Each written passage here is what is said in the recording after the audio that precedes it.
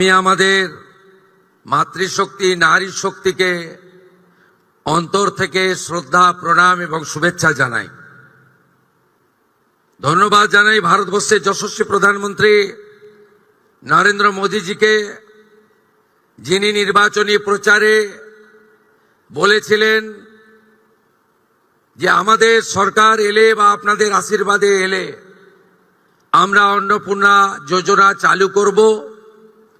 ৩,০০০ টাকা করে উপযুক্ত প্রাপকদেরকে চিহ্নিত করে তাদের সরাসরি ডাইরেক্ট বেনিফিট ট্রান্সফার সিস্টেমের মধ্যে অর্থ আমরা পাঠিয়ে দেব।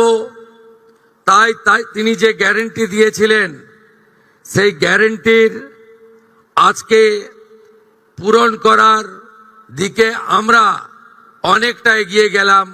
তাই প্রধানমন্ত্রীকে রাজ্য সরকারের পক্ষ থেকে, মাতৃশক্তির পক্ষ থেকে ধন্যবাদ এবং প্রণাম জানাই। আপনি যদি দেখেন, মাত্র 1.5 মাস হয় সরকারের বয়স। 9ই মে আমরা দায়িত্ব নিয়েছি, 11ই মে প্রথম দিন অফিস করেছি, আজকে 1 জুলাই। এখনো অফিস করার জন্য আরো 10 দিন হলে 2 মাস সম্পূর্ণ হবে। আমরা কি করেছি? আজকে আমরা 1,60,00,000 যে আবেদনকারী, তার মধ্যে 26 লক্ষ বাতিল হয়েছে ফর্ম। তারা ক্রাইটেরিয়া ফিল আপ করেননি। যে ক্রাইটেরিয়ার কথা মাননীয় মালতী দি একটু আগে বলেছেন, কারা কারা যোগ্য বিবেচিত হবেন না। বাকি যে 1,30,00,000-এর বেশি ঝাড়াই বাছাইতে তারা যোগ্য বিবেচিত হয়েছেন। আমরা বেলা 1টার সময় আজকে টাকা ট্রান্সফার করলাম 1,09,92,378 জনকে।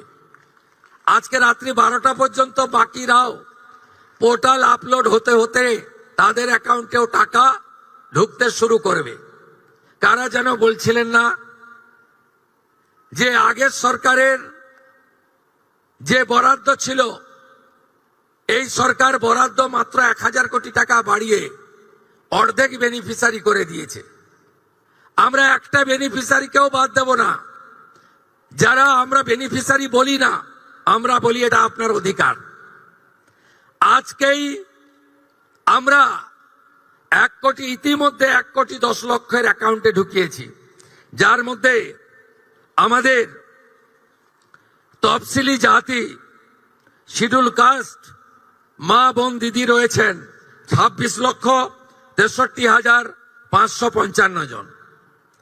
আমাদের মূলবাসী আদিবাসী মহিলা রয়েছেন 49,04,93,139, 5 কোটির কাছাকাছি, 5 লক্ষের কাছাকাছি।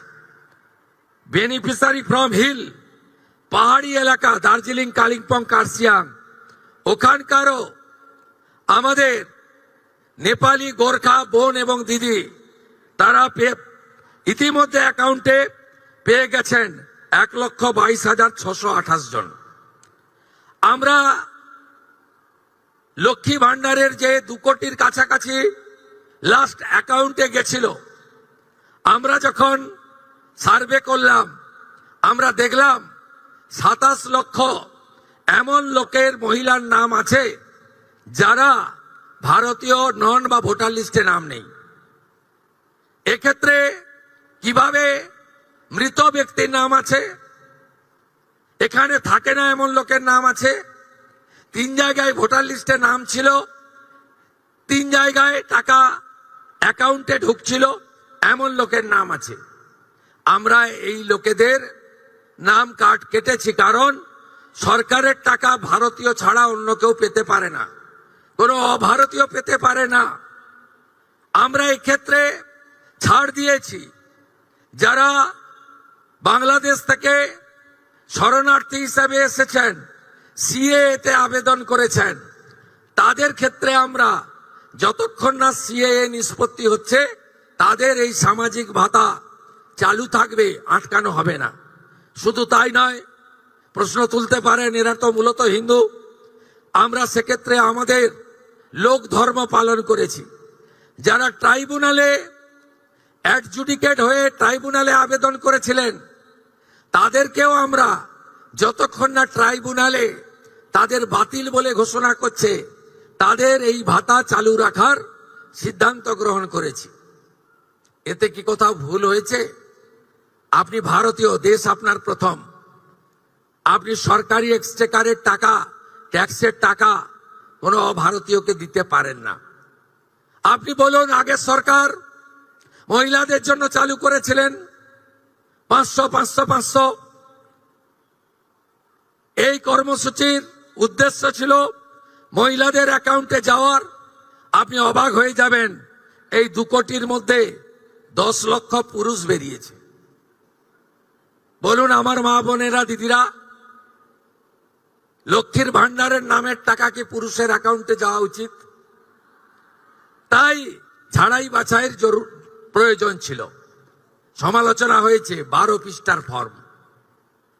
অ্যাকচুয়ালি 4টে পৃষ্ঠা ছাড়া ফিল আপ করা ছিল না, আর একবার আপনি ফিল আপ করে দিয়েছেন, একেবারে পোর্টালে আপলোড হয়ে গেছে। শুধু এই স্কিম নয়, ভারত সরকার, পশ্চিমবঙ্গ সরকারের আরো অসংখ্য স্কিমে আপনি সুযোগ পাবেন। আপনাকে আর দ্বিতীয়বার ফর্ম ফিল আপ করতে হবে না।